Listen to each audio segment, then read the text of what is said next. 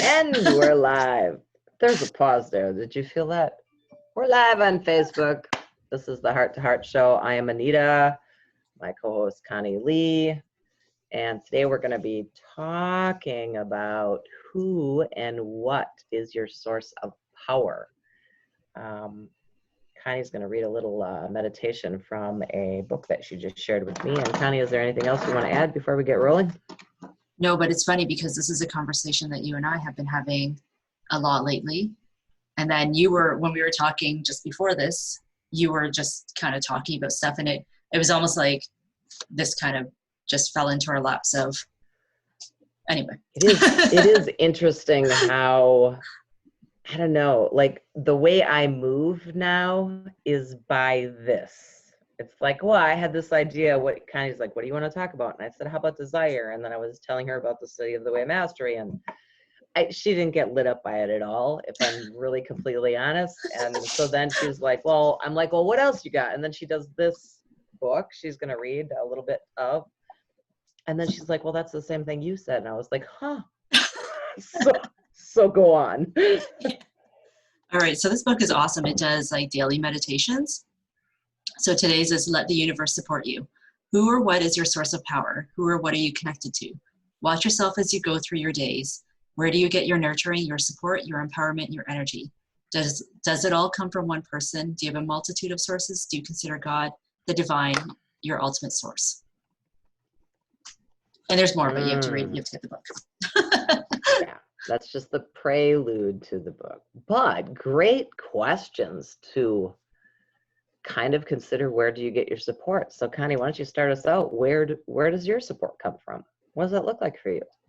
Oh, I like to look externally, and that's something that we've been working on every time we talk, is that I look for, well, okay, so yes, I want it to come from other people. And when it doesn't happen that way, I find that I like almost get down, like I get down on myself, right? So I've been working on finding my own personal power and being the support that I need with, like, through meditation, through like the guidance of whatever it is that is guiding us. I don't really have a name for it, but yeah, that's basically kind of where I'm at in all of this. How about you? I think it's interesting because I think most people, I see it in myself, in my journey, and I see it in my clients that I work with, that somewhere along the line from birth to wherever we are, we get the impression that we're not that. We're not that powerful. We're not whatever. And we reach for the source of our empowerment outside of ourselves. And obviously, you know, as I'm working with clients, as I've done the inner work myself, it's just a lie that we tell ourselves. So what used to be for me and what is are two completely different things. And for me, really now, my goal, not even my goal, my desire, my intention is really to connect. So my belief in this moment is that I am source energy. I was, quote unquote, created in God's image. That's what the Bible says. There are many variations of that, right? And so I've been intentional about living more into connecting to that source power that I am, the more that I am, the spirit that I am, and then moving from that. And so, you know, the last question I think that you ask is, do you consider God as your soul support? Was that the question? Do you consider God, the divine, your ultimate source? Ultimate source. So for me, the answer to that question is absolutely yes. And I think everything else is kind of made up. Now, is it great to have family support and those kind of things? Yeah, maybe. But if we lean on that, it kind of messes us up, doesn't it?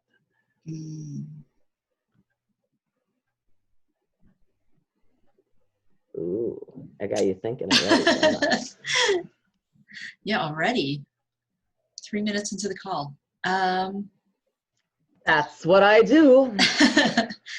Well, I know, right? Because that's kind of what we're trained to do, right? Like lean on your friends and your family. And I'm not saying don't do that, but there's a difference between support and depending on, maybe. True. That's a good question. I think too is that if you don't share the same kind of beliefs and have the same ideas about, you know, whatever it is, then somebody might be either not saying fully how they feel, right? In order not to lose the support. How many times have you not spoken your truth because you were afraid that you would offend somebody or piss somebody off or they'd think you're crazy? Oh yeah, every day. I lived most of my life like that. I choose not to anymore because I come from 100% responsibility. I live into 100% responsibility. And so if I'm really living that, I can't hurt anybody else. I can't make anybody feel anything else.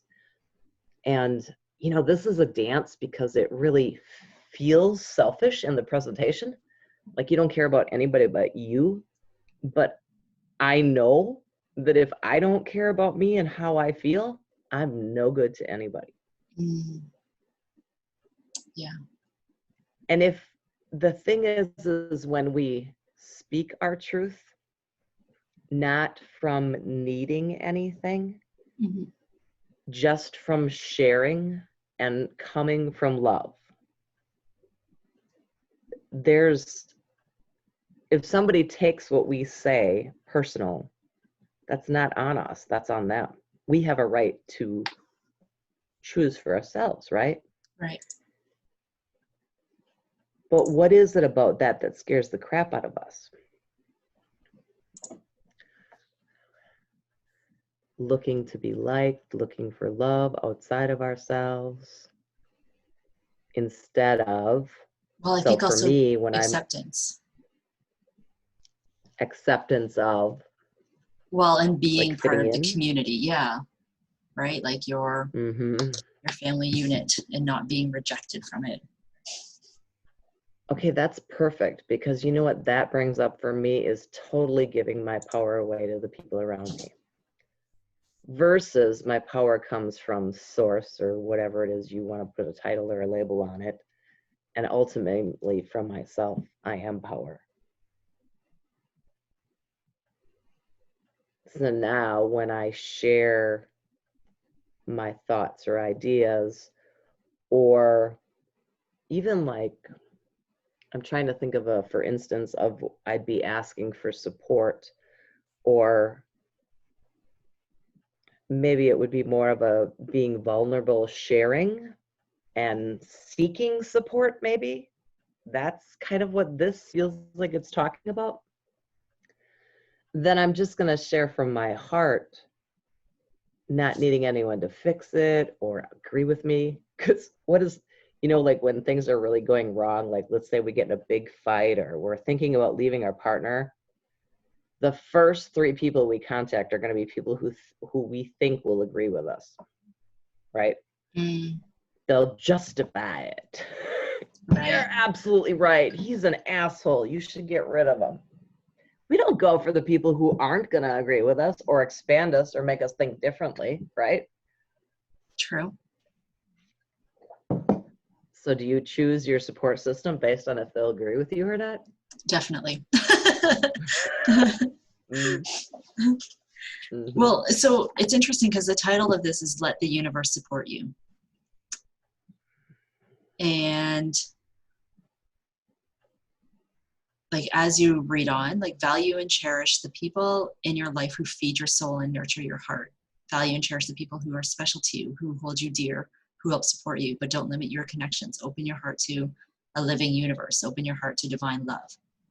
Know that you can't get what you need from one person or place. It is because the universe has something or someone better for your needs, and for your growth? Who and what are you connected to? That's a lot like the way of mastery study. I mean, it's, the truth is the truth. It doesn't matter who says it. It's just that different ways of saying it get in deeper with us, right? So what would it look like for you to have the universe as your major support? What would that look like? Oh, good question. You go first. And I'll think about it. Come on, I asked you. I want, I'm not doing it. What would it look like for me? So for me,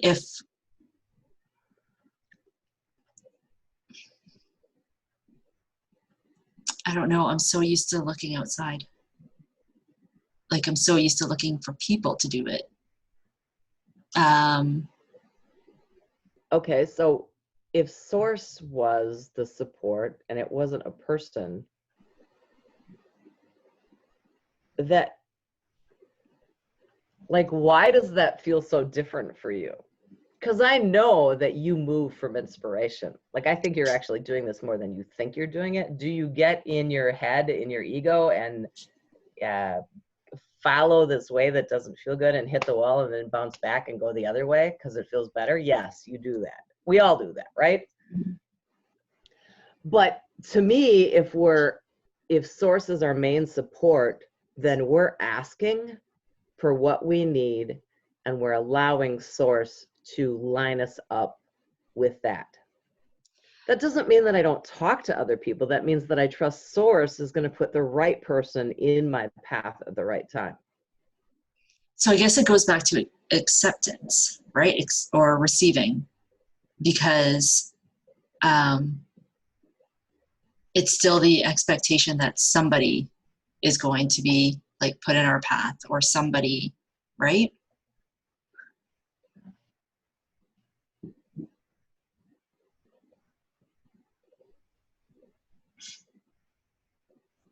You froze or I froze, I'm not really sure. Unless you're just not speaking. Thing that was like expecting. Yeah, it could, to expect that you're going to get an answer, right? But I'm wondering if, depending on how expectation looks, that you're looking through this instead of this. You know what I mean? Yeah. Like, there's a difference between really letting go, surrendering, and allowing. Okay, what would that difference be? How would you define the difference?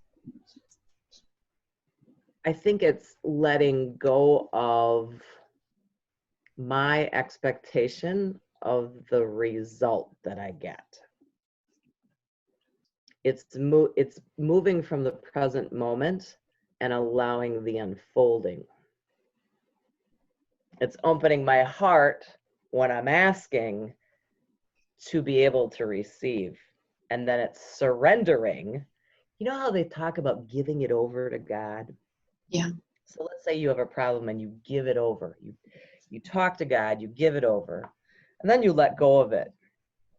And you trust in the present moment, the unfolding, that you're going to come to understanding. Isn't that what ultimately we're looking for?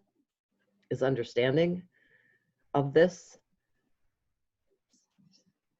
And is it, like, for me, it's to see it in, because I want to see it in boxed off, closed off, judgmental way of looking at it. I want to see it the way source sees.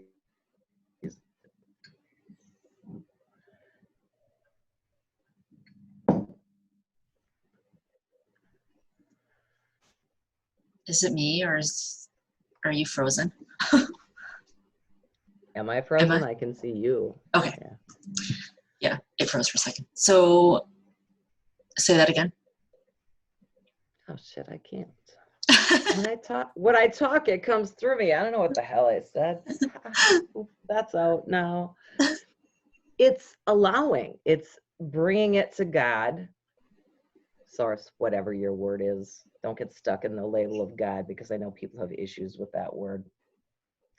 So it's, if I'm looking for support, if I'm having a situation, I need support, it's surrendering that to source. And then in that surrender, I'm moving to opening my heart. I've shared it, so I'm opening my heart. If I keep it to myself, I could be closed off energetically, right? So I'm sharing it, I'm opening my heart, and now I'm in the moment trusting that the answer is on the way. That feels different to me than expecting, because expecting I could get stuck in my boxes. Maybe, maybe not. It just depends on how you look at that. Okay, so when you are doing this, so say that you have a situation and you're looking for support on it, what do you ask for when you open your heart? To see it clearly, to see the situation clearly, okay, so that's a really interesting question, because it kind of brought clarity for me, because let's say I'm in a squabble with my spouse or a relationship, right? And I'm looking to be right, because of course I am. Of course they have to be wrong, right? That's really how we look at things. But what's changed for me is when that would happen and I go inward, so I believe that source moves through me. So it's not like I'm looking for something outside of myself to talk to. I'm looking for the truth of who I am, which is source energy. So that's different for me. I don't know if everybody is in that alignment of thinking, but that's what it looks like for me. And then I'm going to get honest with myself about what is it I need? Why do I want it? Am I coming from fear, or am I coming from love? Am I looking at my partner in the true essence of who he is, or am I looking at him in the judgment view of him? See how different that is? Mm. And that didn't happen overnight, if you're wondering. It was intentional living that got me here. It was intentionally moving to that, noticing when I was in judgment, noticing when I was moving in fear, noticing all those things. And, you and I have talked about this, like now that's different. What felt like it could never get changed because it was just who I was. Now, if I have a thought that's not love, I feel it right away. I'm like, ooh, where did that come from? Isn't that interesting? So if we were talking about desires, which was something that you wanted to talk about, I find that, so in the morning I do a meditation. And after the meditation, so it's called Ziva technique anyways, after the meditation is manifestation. But when I try to think about what are my desires, we talked about this, they're not tangible. Mm-hmm. They are like, peace or like good health or something like that, right? And so I find it's hard to visualize things that I can't feel, right? So when I think about desires, so how do you define desires? What do you desire? Well, tell me what shifted for you after our conversation with that. Like, how are you doing it different now?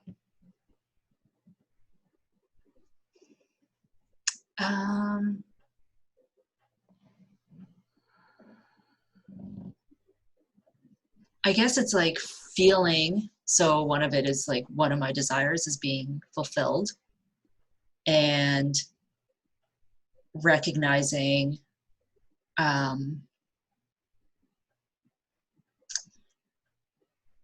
when I think about being fulfilled, it's like doing things, like you said, doing things that feel good without any kind of attachment to money or thinking that I have to do it for money, right?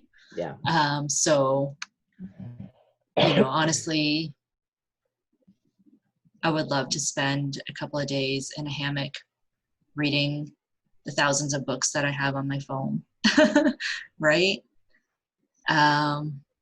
So that's desire. So what's interesting to me is when you said that, your eyes lit up because you could feel that desire. Laying in a hammock, reading your books, what feeling does that give you? Interesting. Okay, I can see where this is going. Joy, because I love doing that. And I would love to lay in a hammock all day. Peace. It'll be fulfilling because I love learning. And Right. Do you see how easy it is? But boy, do we complicate the hell out of it, right? Like, yes. Because I think we go so big. Like, I get it. I can't. The spiritual teachers that I'm aware of say you can't imagine what you've not experienced. Now, don't get stuck in that because you may have experienced it in the non-physical and now the thought is coming to you now. And so it's not a box. Don't make it a small box. But I think that's true that we get stuck in what does it look like versus we get an idea, it pops in our head, and we're like, okay, how do I make that happen? Well, the how's not our work. The how is source's work. That's how I see that. My work is aligning with the feeling of having it. So I have a desire to have ice cream. Now there's actually, I think Dominic Scafidi did a thing on this. No, I don't know who it was. Phil Goddard, Dominic, I'm not sure. About the many ways you could get ice cream. Well, you could go to the store and you could buy ice cream. Or you could think ice cream and you could really get connected to the feeling of you eating that ice cream and the sensation of eating that ice cream. And your friend could call you and say, hey, I'm hungry for ice cream. Do you want to go get ice cream with me? Like you could put that out there, right? Right. Or, on the ultimate end, where a lot of people have trouble with the manifestation thing is you could be sitting at your home, you could have a desire for ice cream, and an ice cream truck could pull into your driveway and deliver it to you. It could be that effortless if we allowed it to be. Right. But it is, you noticed when you were doing it, like when you felt laying in the hammock, boom, done. It's that feeling felt as good as if you were, right? Mm-hmm. That's closing the gap between desire and having it. That's interesting because as you were saying that, you said like about eating the ice cream. My first thought was, well, either go to your freezer if you have ice cream or go to the store and get ice cream. But as you were talking about the different possibilities, I was like, holy shit, like we have an ice cream truck that drives around the neighborhood all the time, right? Like, right? So then I started thinking of all the different possibilities. There's such a difference that that's us forcing things, making things happen versus allowing and surrendering them to happen. Whether it's support, whether it's a desire we're wanting, it's getting clear about what you want. Why do you want it? Get connected to the feeling of the thing and get honest, because is it going to fill a void? Is it covering up a fear? Is it to be loved or liked or worthy? Is it those things? Because that's your work. Or is it just clearly, I want this with no attachment to it? That's how it looks for me. You can choose for you to do it the hard way if you want. Or, me, I like ease and flow. I've been doing it the hard way for a long time. And I just wrote a post about this week. Well, I didn't write it this week. I scheduled it this week about looking for all the different solutions. And yet I still get stuck in it, right? So what is it that gets you stuck in it? That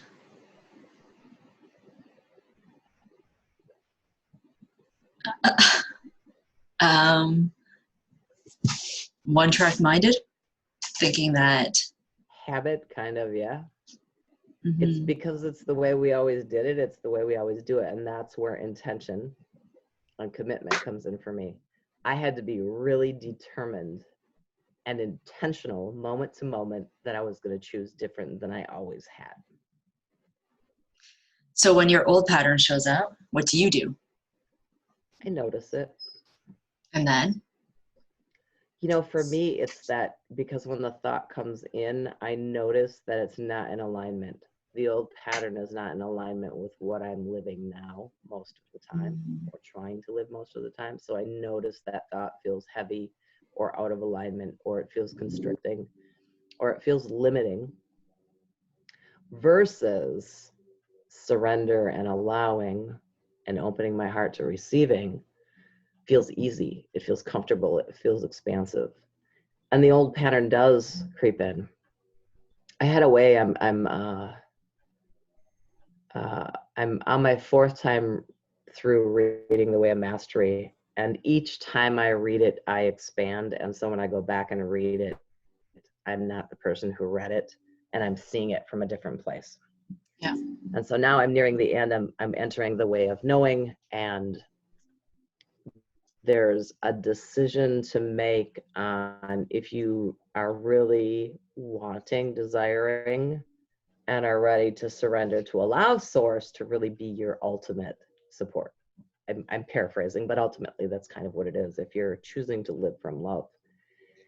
And I don't know, something really lit up in me. It felt different. It felt easier. It felt more doable this time around. And it felt like I was going to really level up within myself. And it was so interesting because a few hours later, all these crazy thoughts came in that did not feel good. They were memories, old stories, like all of it. It was just there. And I just kind of was like sitting back going, that's so interesting. And it makes sense to me. There's a part in it that says your ego is going to be fighting for survival, because ultimately what you're deciding is to not listen to the voice of the ego. You're deciding to listen to the voice of source. So there's no separation between you and source. And that's all ego is. So it made sense to me. And so the old story would have been to really take that personal and to dissect everything that came through my mind. And, oh yeah, what about this? And what about this? And what about this? By the end of it, I would have felt like shit. So the way I did it this time is just, I noticed. And I noticed if there was something of that experience that I needed to forgive myself for. Forgiveness is more like allowance. Like, is there any residuals in there that I'm responsible for, that I'm blaming somebody else for? And this isn't like hours of work for me. It's like a noticing, a clearing, and a moving on. So all of that looked different for me than what it did the first time I read the book, for sure. Did you used to feel that clearing had to be a longer process? Absolutely. I was like everybody else who digs through their shit for hours, weeks, days, months, years, and doesn't let it go. I was that person for sure. I thought that you had to do hours of energy work and clearing and resetting, and that's all bullshit. You can, but I can do what I did 20 years ago in seconds, in moments, and it's just as effective. Interesting. Mm-hmm. And really, it comes down to desire and intention. I have a desire to live effortlessly. And I know that when I allow source to live me, it is. I know that anything that's not effortless is my mind, the ego, making it harder than it needs to be.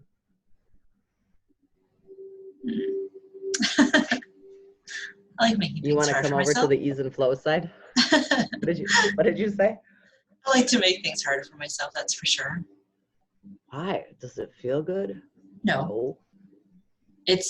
it goes back to the way Yeah. it's always been done. Well, and so for some people, they got power in that. Look at me, I'm strong, I can get through this. That feels like power, but that's a fucked up form of power. That's a fucked up belief of fighting and making it hard, and I can survive hard stuff. Ooh, does that make me feel special? I lived that story for a long time. For sure. It is. It's a badge of honor. Right. Well, right. It's like, I don't know who I was talking to, but we were talking about, so I was sexually abused, I was raped, and for a long time, those things defined me. They were my card of I earned it. And now it's like, that's not even who I am anymore. There's no blame, there's no shame, there's no guilt, there's no that makes me anything. But that, again, was a choice. But there's people who hang on to those hard things in their life. My ex-husband was an asshole and I divorced him and I'm a better person now. Like, that's a badge that we wear, right? Versus my husband, my ex-husband is love just like I am. And now I see that. I couldn't see that then. Mm.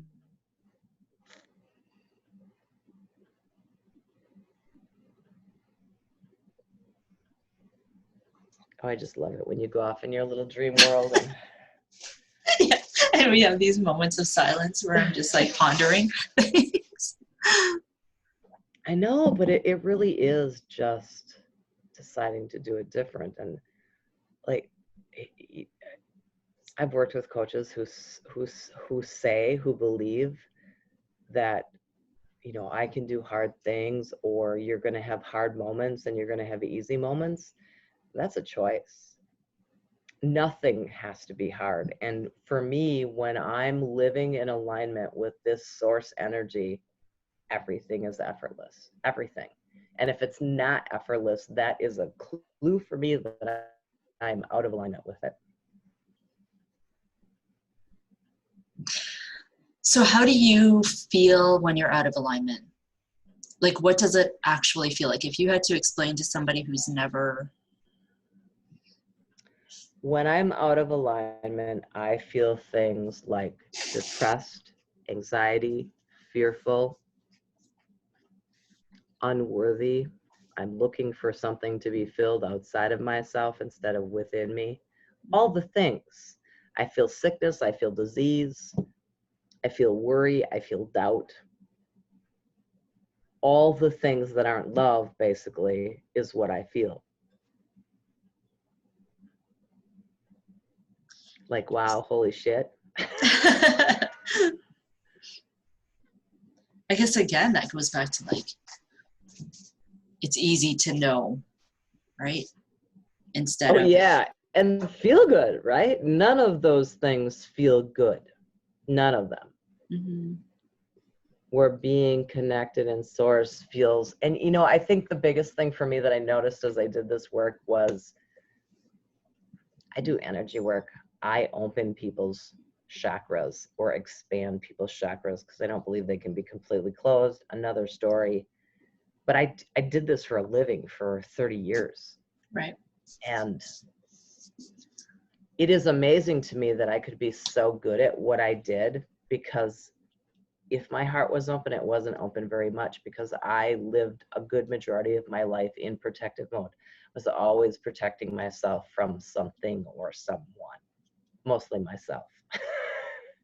And so now as I do this work and I realize how expansive and open my heart is, I realize that I've allowed more life force to flow through me. It can't, you know, and that's the side note of that is, when we close our heart off, that's where sickness and disease and worry and doubt and all those things come in. It is opening our heart. It's about getting vulnerable with ourselves. knowing that source, we are that energy, and that nobody, no one or anything can hurt us. That's all an illusion of needing to be right or justifying our thoughts. Like but it's what we've all come in here living, kind of, isn't it? So going back to something you just said, so as when you're doing healing work, then even though your heart was closed, do you feel that at that time you kind of got out of your own way in order to be the way to show them healing?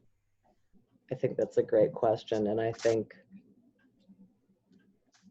I had to have, because for the most part, whenever I'm doing work, then or now, I feel like source energy is working through me. Source energy directs me as to what to do. That's how it's always been for me. It's just way easier now to trust that, believe it, and allow it to flow. So yes, definitely, it's getting out of my own way. But the thing is we can only get as far out of our way as we're willing to. It's kind of like you can't take, and as a coach, as a healer, I can't take anybody further than I'm willing to go myself.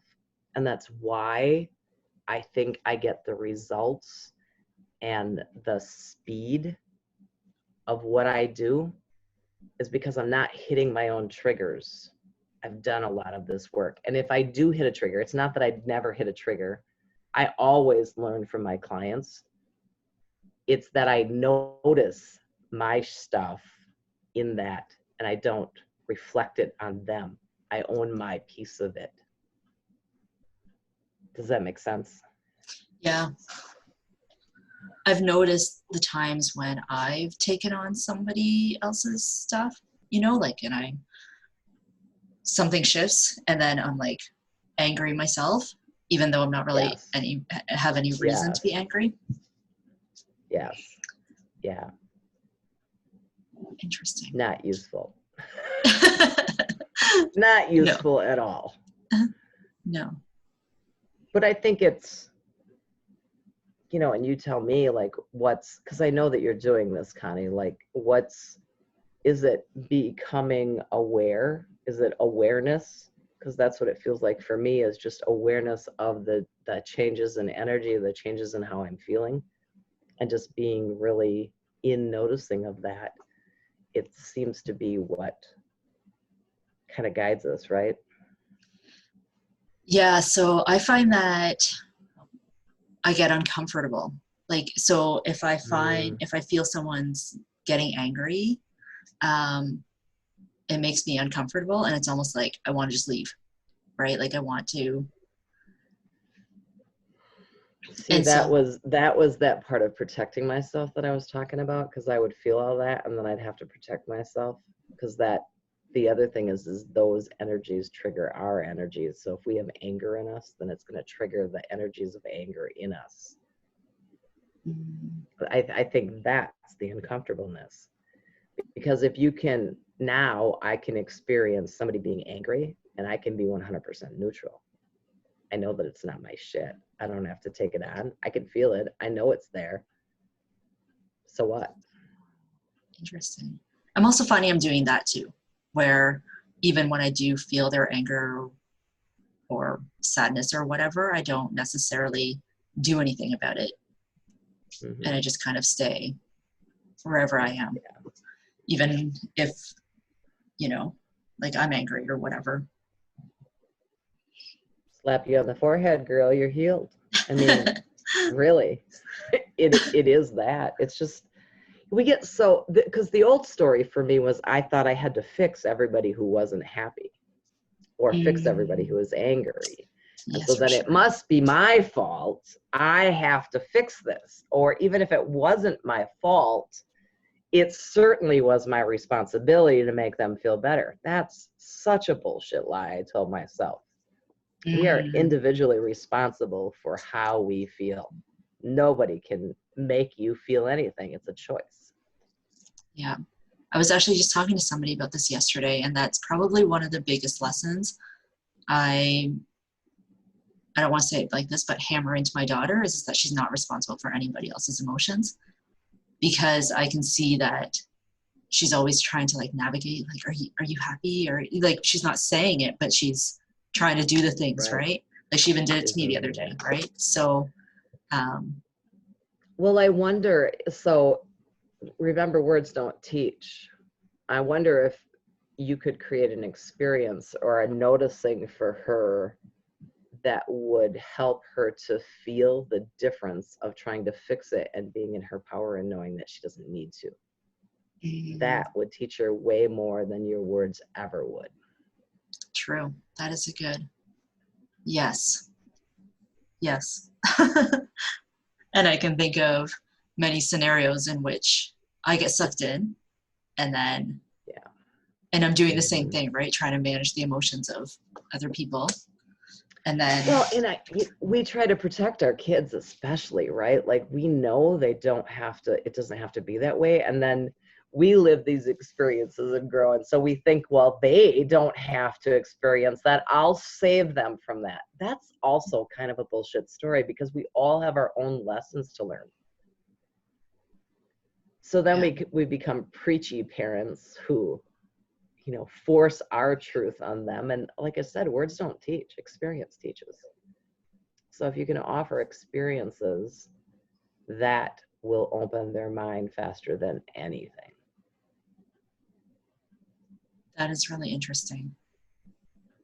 Now I'm thinking back, like, frig, am I a preachy parent who just says and says? Stop judging it. See, that's the other thing we do. Then we jump in the judgment of what we're doing, and it must be wrong. The other thing I'm expanding into is viewing things as not right or wrong or good or bad. They just are. And from they just are, I can see them clearly.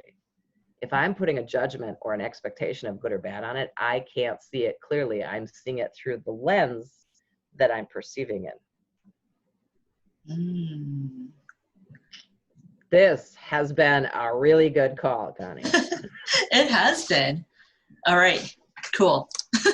Not knowing what we were going to talk about. If you guys have comments or questions, drop a comment, and we should be back next week, Tuesday at 1 Central, 2 Eastern, I believe.